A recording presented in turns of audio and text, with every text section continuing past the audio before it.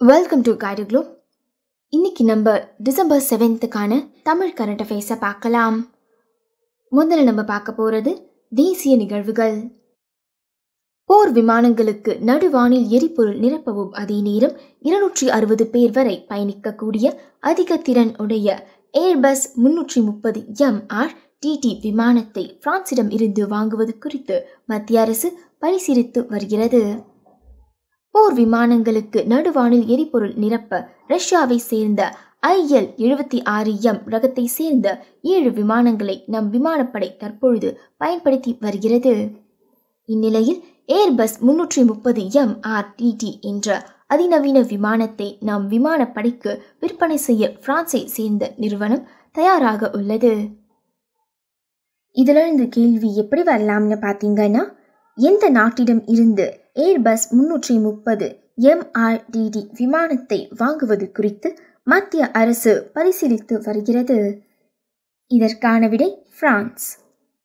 அடுத்த செய்தி, மத்திய பிரதேசத்தில் கட்டாய மதமாற்றம் செய்வோருக்கு 10 ஆண்டுகள் சிறை தண்டனை வழங்கும் புதிய சட்ட மசோதாவை மாநில அரசு பரிந்துரைத்துள்ளது. மத்திய பிரதேசத்தில் முதல்வர் சிவராஜ் சிங் சவுகான் தலைமையிலான பாஜக ஆட்சி நடக்கிறது. பெண்களை திருமணம் செய்து வலுக்கட்டாயமாக மதம் மாற்றும் லவ் ஜிகாத் முறை எதிராக சமீப காலமாக கடும் எதிர்ப்புகள் கிளம்பியுள்ளன. இதையடுத்து ஊபியில் சமீபத்தில் அதற்கான அவசர சட்டம் கொண்டு வரப்பட்டது. இதிலிருந்து கேள்வி எப்படி வரலாம்னு பார்த்தீங்கன்னா, மத்திய பிரதேசத்தில் கட்டாய மதமாற்றம் செய்வோருக்கு எத்தனை ஆண்டுகள் சிறை தண்டனை? இதற்கான விடை 10 ஆண்டுகள். அடுத்து நம்ம சர்வதேச நிகழ்வுகளை பார்க்கலாம். கொரோனா வைரஸ் அச்சுறுத்தல் காரணமாக மேலும் 20 கோடி மக்கள் வரும் 2030ஆம் ஆண்டிற்குள் தீவிர வறுமை நிலைக்கு செல்வார்கள் என ஐநா சபை கவலை தெரிவித்துள்ளது.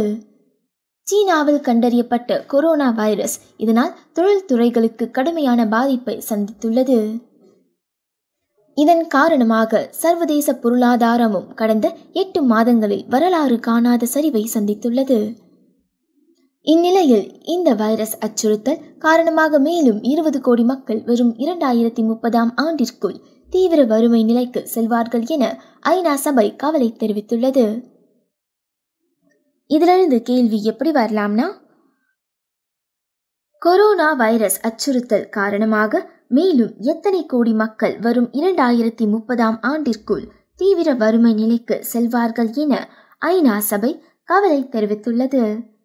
இதற்கான விடை 20 கோடி. அடுத்த செய்தி, கொரோனாவை 24 மணி நேரத்தில் கட்டுப்படுத்தக்கூடிய மருந்து ஒன்றினை வெற்றிகரமாக அமெரிக்காவில் பரிசோதிக்கப்பட்டுள்ளதாக தகவல் தெரிவிக்கின்றன. மோல்னுபிரவிர் எனப்படும் இந்த ஆன்டிவைரஸ் மருந்தினை அமெரிக்காவின் ஜார்ஜியா மாநில பல்கலைக்கழக விஞ்ஞானிகள் கண்டுபிடித்துள்ளதாக அந்நாட்டின் நேச்சர் மைக்ரோபயாலஜி மருத்துவ இதழ் தெரிவித்துள்ளது. இம்மருந்து தற்பொழுது 2 மற்றும் இறுதிக்கட்ட பரிசோதனையில் உள்ளதாக மேலும் தெரிவிக்கப்பட்டுள்ளது. இதிலிருந்து கேள்வி எப்படி வரலாம்னா, கொரோனாவை 24 மணி நேரத்தில் கட்டுப்படுத்தக்கூடிய மருந்து எந்த நாடு வெற்றிகரமாக பரிசோதித்துள்ளது? இதற்கான விடை அமெரிக்கா. அடுத்த செய்தி, சீனாவுக்கும் அமெரிக்காவிற்கும் தொடர்ந்து மோதல் போக்கு நீடித்த வண்ணம் உள்ளது. இதையடுத்து அமெரிக்க தேசிய பாதுகாப்பு அச்சுறுத்தலாக விளங்கும் நிறுவனங்களை அமெரிக்கா தடை செய்திருக்கிறது. இந்நிலையில் நியூயார்க் ஸ்டாக் எக்ஸ்சேஞ்ச் முதலீடு செய்யும் அமெரிக்க பங்குதாரர்கள் தற்பொழுது சீன நிறுவனத்தால் ஏமாற்றப்பட்டு வருவதாக அமெரிக்க மாகாணத்துறை தெரிவித்துள்ளது. 80க்கும் மேற்பட்ட சீன நிறுவனங்களில் பங்குகளை வாங்கும் இந்த முதலீட்டாளர்கள் தங்களது பணத்தை இழக்கும் அபாயம் ஏற்பட்டுள்ளது. இதிலிருந்து கேள்வி எப்படி வரலாம்னு பார்த்தீங்கன்னா, எந்த நாட்டு நிறுவனங்களில் முதலீடு செய்ய அமெரிக்கா தடை விதித்துள்ளது? இதற்கான விடை சீனா. அடுத்து நம்ம அறிவியல் மற்றும் தொழில்நுட்ப செய்திகளை பார்க்கலாம்.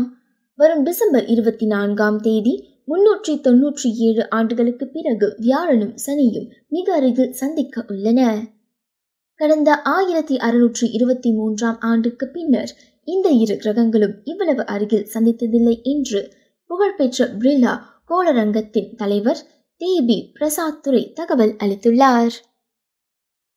டிசம்பர் 21 அன்று இந்த இரு கிரகங்களும் ஒரே நேர்கோட்டில் இருப்பதால் ஒரு பெரிய நட்சத்திரம் போல காட்சியளிக்கும் என அவர் கூறியுள்ளார். இதற்கு பெயர் கன்ஜங்ஷன். இதுல இருந்து கேள்வி எப்படி வரலாம்னு பாத்தீங்கன்னா, எத்தனை ஆண்டுகளுக்கு பிறகு வியாழனும் சனியும் மிக அருகில் சந்திக்க உள்ளன? இதற்கான விடை 397 ஆண்டுகள். அடுத்து நம்ம நியமனங்களை பார்க்கலாம். ஊடக நிர்வாகி உதய் சங்கர் 2020 முதல் 21ஆம் ஆண்டிற்கான தொழில்துறை FICCIயின் தலைவராக தேர்ந்தெடுக்கப்பட்டதாக PDI அறிக்கையில் தெரிவிக்கப்பட்டுள்ளது. 2020 டிசம்பர் 11, 12 மற்றும் 14 ஆகிய தேதிகளில் நடைபெறவிருக்கும் FICCIயின் 93வது ஆண்டு பொதுக்கூட்டத்தின் போது FICCIயின் தலைவர் சங்கீதா ரெட்டி மற்றும் அப்பல்லோ மருத்துவமனைகள் குழுமத்தின் இணை நிர்வாக இயக்குனர் ஆகியோருக்கு பிறகு சங்கர் நிர்வாகியாக பதவியேற்கின்றார். இதிலிருந்து கேள்வி எப்படி வரலாம்னு பார்த்தீங்கன்னா, உதய் சங்கர் எந்த ஆண்டின் தொழில்துறை அறை FICCIயின் தலைவராக தேர்ந்தெடுக்கப்பட்டார்? இதற்கான விடை 2019 முதல் 2020.